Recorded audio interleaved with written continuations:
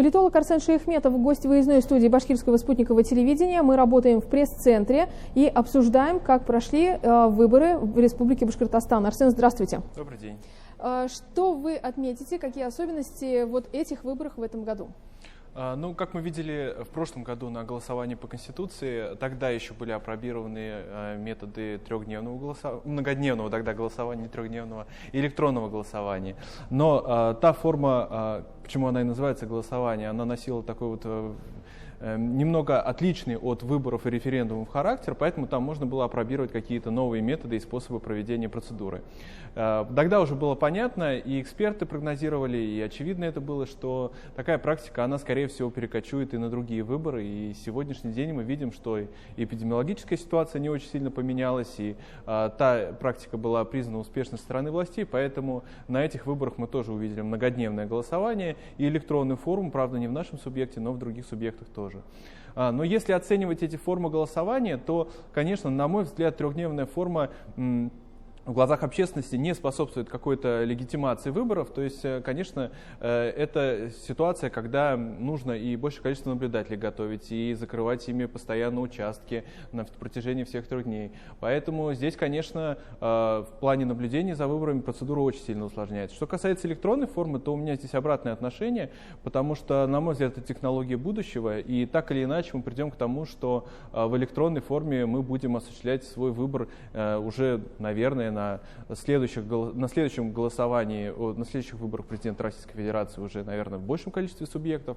А к 30 году, я думаю, эта практика уже будет повсеместная, и уже форма электронного голосования будет доступна практически каждому гражданину Российской Федерации.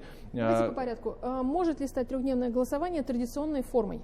Я думаю, оно такое станет рано или поздно, потому что мы видим, что цифровизация наступает активными темпами в нашей стране. В этом году, в феврале, премьером Мишустиным была подписана очередная концепция развития электронных форм предоставления социальных услуг населению. И, конечно, я думаю, в этом же фарватере будет развиваться и процедура голосования. Мы все больше и больше будем видеть электронную форму на наших избирательных участках для того, чтобы людей в большей степени к этому делу подготовить и выработать у них доверие к данной процедуре. Было бы хорошо, чтобы она уже начинала приниматься, например, на низовом таком муниципальном уровне для того же надомного голосования, потому что людям часто сложно собраться на общее собрание жильцов, принять какие-то решения, они перекладывают на управляющую компанию, потом возникают конфликты, поэтому вот введение такой формы электронного голосования по каким-то сначала базовым таким вопросам, потом, может быть, на уровне районов или городов, по благоустройству, по решению каких-то общих задач, по развитию транспортной системы. Вот если такая процедура будет постепенно внедряться с низового муниципального уровня, то, на мой взгляд, это сформирует и позитивное отношение граждан к данной процедуре, и она станет более понятна, более объективная, и люди ее лучше будут воспринимать. Если мы говорим о том, что электронное голосование – это уже практически ближайшее будущее ближайших 2-3 лет, то какие инструменты можно рассматривать в качестве основных для повышения прозрачности и легитимизации выборов? Все-таки электронное голосование, ключи будут не у всех к результатам.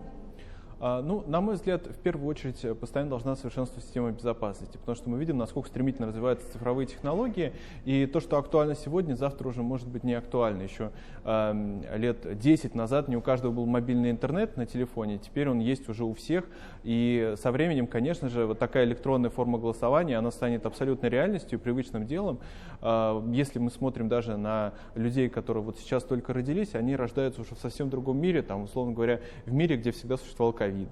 Вот. Также и все более юное поколение, оно всегда будет жить в тех условиях, когда существовало электронное голосование. Вот те, кто голосует... какие инструменты, общественный контроль, каким образом он может работать при электронном голосовании? Вот те, кто голосует сейчас 18 лет, для них это уже стандартная процедура, которая была всегда, и поэтому они ее более спокойно будут воспринимать и будут доверительно к ней относиться.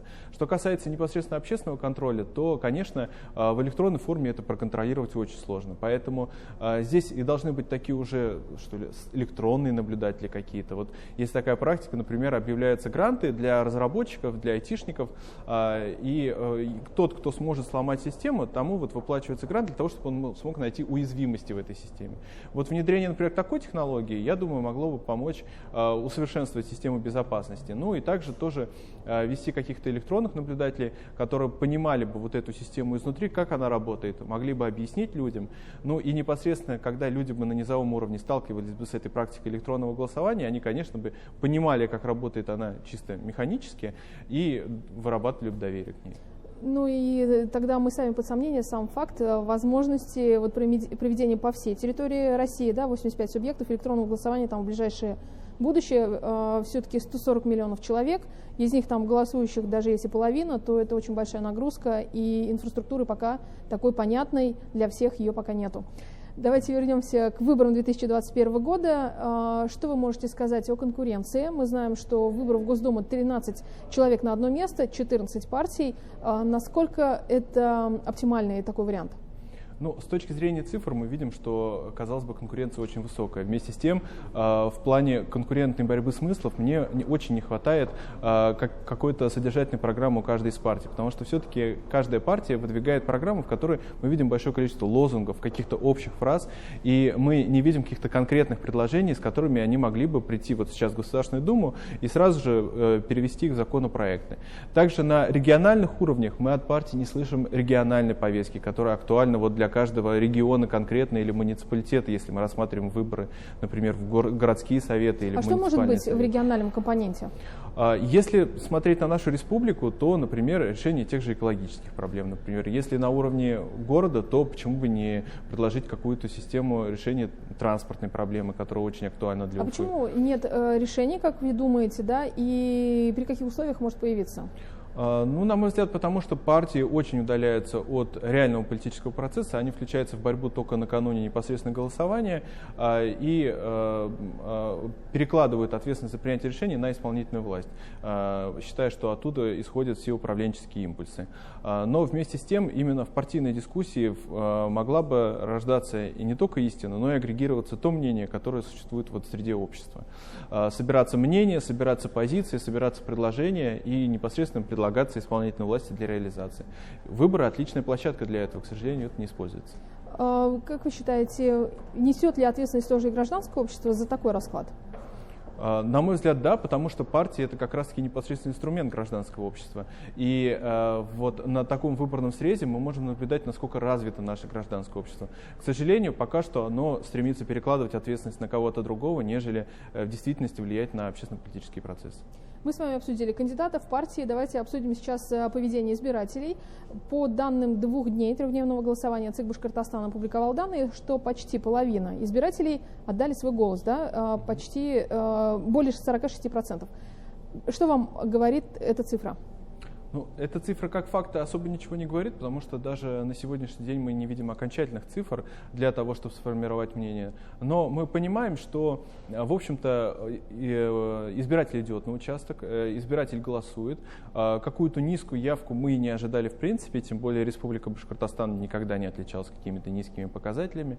Вот, поэтому показатели явки, они в принципе мало о чем говорят. У нас же нет такого низового порога достижения какой-то цифры, после которой бы выборы считались бы несостоявшимися. Такого нет, поэтому выборы в любом случае состоялись, вот, а результаты мы уже узнаем скоро. И если коротко, по нарушениям. Ну, нарушения фиксируются, без них, конечно, невозможно. Система и электоральная система, она уже все-таки адаптировалась для того, чтобы для проведения непосредственной процедуры выборов. Поэтому те нарушения, которые возникают, в какой-то степени они влияют на результаты конкретных участков, но вместе с тем все такие расклады по политическим партиям плюс-минус мы уже понимали накануне выборов. Спасибо вам большое, Арсен. Гостем программы «Интервью» в выездной студии Башкирского спутникового телевидения был политолог Арсен Шейхметов, и мы обсуждали трехдневное голосование в Башкортостане. Не переключайтесь, оставайтесь вместе с нами. Все самое интересное о выборах в нашем эфире.